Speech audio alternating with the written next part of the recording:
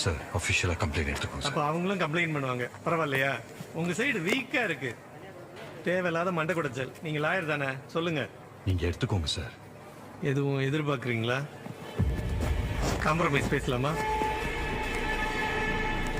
எனக்கு என் குழந்தை வேணும் சார். ஹாஸ்பிட்டல் சைடில் எந்த தப்பு இருக்கிறதா தெரியல. உங்க 2 பேரை தவிர உங்க குடும்பமே கூட ஹாஸ்பிட்டலுக்கு ஃபேவரா தான் ரிப்போர்ட் கொடுத்துருக்காங்க. இல்லை நீங்கள் கம்ப்ளைண்ட் எடுத்துக்கோங்க சார். மனத்தரமா பேசாதானே, இது விளையாட்டு இல்ல. அதுதான் ஏதோ லூசு மாதிரி பேசிட்டு இருக்கா, நீ அப்படியே பேசிட்டு இருக்க. இன்னொரு தடவை திவ்யாவை லூசு கீசன் சொன்னேன், யார் என்னன்னு பார்க்க மாட்டேன். ஏய் சாரி, நான் அப்படி மீன் பண்ணலடா. முதல்ல உங்களுக்கு இது உங்க குழந்தை இல்லைன்னு தோணுதா?